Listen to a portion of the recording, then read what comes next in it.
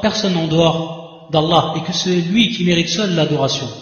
Car c'est lui qui nous a créés, c'est lui qui nous a donné notre pourvoyance, qui nous a donné des enfants, qui nous a fait naître, qui nous a donné la vie et tous les bienfaits dont on ne pourrait compter. On sait que c'est lui seul donc qui mérite l'adoration. Lorsque la personne, elle a gardé au fond d'elle cette nature saine et qu'on lui fait un rappel, automatiquement donc, elle saura que c'est la vérité avec conviction.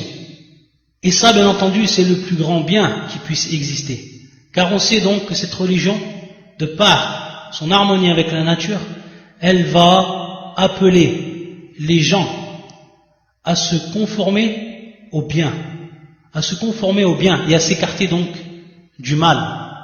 C'est pour ça que lorsqu'on regarde dans la vie de tous les jours, on peut savoir ou on peut s'apercevoir que les choses,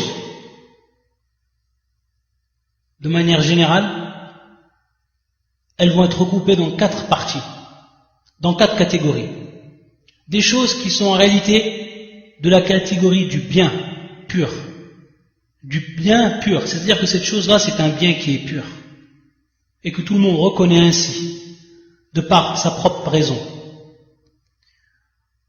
La deuxième catégorie des choses dont le bien est prépondérant, c'est-à-dire que le bien est plus grand que le mal qui s'y trouve, que le bien est bien plus grand que le mal qui se trouve, c'est-à-dire un bien prépondérant. Ça c'est la deuxième catégorie. Et ensuite la troisième catégorie, un mal pur, c'est-à-dire des choses qui sont reconnues, tout le monde, de par leur raison, que c'est un mal qui est pur. Et ensuite la dernière catégorie, les choses qui ont un mal qui est plus grand, c'est-à-dire un mal prépondérant, dont le mal est bien plus grand que le bien qu'ils contiennent. Il faut savoir que l'islam, car c'est la religion qui est en harmonie avec la nature humaine même, elle a donc ordonné, elle a donc rendu obligatoire ce qui est du bien pour l'homme, que ce bien il soit pur, ou alors que ce bien il soit prépondérant. Et lorsqu'on dit ordonné, il va y avoir donc des choses qui vont être à caractère obligatoire et d'autres à caractère surérogatoire, ou alors qui va être préférable qu'on le fasse, qui va être donc préférable qu'on le fasse sans que ça soit considéré comme une obligation en islam. Et pour ce qui est des interdictions en islam, alors il faut savoir qu'elles vont tous tourner autour de cet axe, c'est-à-dire celui du mal, que ce soit le mal pur ou le mal prépondérant, que ce soit le mal pur ou le mal prépondérant. Donc, et on va pouvoir donner des exemples à partir de cela. Et pour savoir donc qu'ici, cette religion, elle n'appelle en réalité qu'au bien. Et elle n'interdit que ce qui est mal, que ce qui est néfaste à l'homme, qui est préjudice pour lui.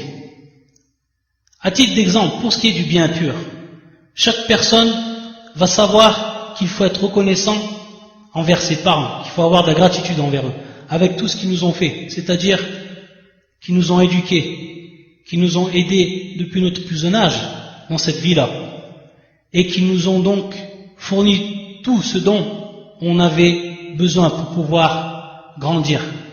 Donc on sait que la gratitude que l'on doit avoir envers eux, elle est immense. Et en réalité ça c'est un bien. Une personne dont ses parents l'ont aidé dans cette vie d'ici-bas, dont ils lui ont donné une éducation, dont ils lui ont donné de leur temps, de leurs moyens, de leur amour, de leur affection, et tout ce qui est nécessaire au développement de l'enfant, automatiquement lui quand il grandit, le strict minimum c'est qu'il fasse preuve de gratitude envers eux. Ça c'est un bien, et personne ne peut contredire cela. Chaque personne qui est douée d'intelligence, qui est douée de raison, il ne peut donc renier cela. L'islam elle l'a obligé. L'islam elle a obligé donc la gratitude envers les parents. C'est pour ça même qu'elle l'a placé parmi les plus grandes obligations de l'islam, que l'on fasse preuve de gratitude envers nos parents. Et plus précisément, bien entendu, celle qui a eu le plus grand rôle dans cette éducation, et qui est la mère, celle qui nous a portés dans son ventre durant tous ces mois, et qui a souffert toutes ces souffrances. Et on sait donc à partir de là, c'est elle qui va mériter le plus le respect. Et c'est pour ça que, dans un hadith qui est authentique, une parole du prophète qui est authentique, lorsqu'un homme est venu voir le prophète de l'islam, sallallahu alayhi wa sallam, et qui lui a demandé à propos de la personne qui mérite le plus la bonne compagnie, et ici bien entendu la gratitude, le dévouement, la meilleure des compagnies, etc. Tout ce qui va rentrer bien entendu dans ce sens-là. Il va répondre le prophète sallallahu alayhi wa sallam à cette personne, ta mère, c'est-à-dire donc Ummuk, ta mère. Et la personne va lui répéter, il va lui redire ta mère. Et la personne va lui redemander encore une dernière fois, pour savoir qui c'est qui vient après la mère, il va encore dire la mère. Et à la quatrième fois, le prophète sallallahu alayhi wa sallam va lui dire ensuite ton père. Donc regardez comment l'islam, ici dans ce hadith, dans cette parole du prophète, elle a ordonné aux gens de donner la plus grande gratitude à la mère. Et ensuite le père et la mère bien entendu, pour tout ce qu'elle a subi en plus par rapport au père, ce qui vient bien entendu dans la souffrance, lors donc de la grossesse, etc. Donc regardez qu'ici, c'est un bien. L'islam donc l'a rendu obligatoire. La gratitude envers les parents, et à plus forte raison la mère, l'islam l'a rendu obligatoire. Également à titre d'exemple, ce que l'on va donner à titre d'exemple, et qui sont des choses même qui peuvent paraître simples dans la vie, mais dont l'islam a donné toute l'importance. La personne qui marche sur une route et qui va trouver un objet ou autre qui va porter préjudice aux autres gens, cette personne-là, si elle enlève donc cela de la route, elle aura donc automatiquement une bonne action.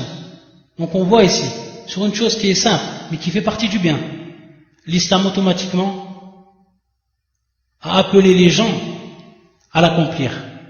Également, si on regarde encore une autre parole du prophète sallallahu alayhi wa sallam, qui nous informe qu'un jour, une personne qui était assoiffée, très assoiffée, ishtadda alayhi al-atash, et qui a trouvé durant son parcours un puits. Lorsqu'il a trouvé ce puits, il a tout simplement puisé son eau et bu, jusqu'à qu'il fasse partir donc cet assoiffement qu'il avait. Ensuite, lorsqu'il a commencé à partir, il a trouvé, ou il a vu un chien qui lui tirait la langue, tellement il avait soif. Il en était même pas léché la terre tellement il avait soif, ce chien-là. Qu'est-ce qu'il a fait la personne? Il a tout simplement pris de l'eau du puits et l'a donnée au chien. Et nous informe le prophète sallallahu alayhi wa sallam que de par cet acte-là, Allah, il a été envers lui reconnaissant et il lui a pardonné ses péchés. Et c'est pour ça que les compagnons, lorsqu'ils ont entendu ce que leur a informé le prophète sallallahu alayhi wa sallam, ils leur ont demandé, Qalu ya Rasulallah, wa inna lana fil baha'im la ajran, c'est-à-dire ils ont demandé au prophète sallallahu alayhi wa sallam, est-ce que nous, par rapport donc aux animaux, on a une récompense si on leur fait donc un bien? Et le prophète sallallahu alayhi wa sallam de répondre, fi kulli dhati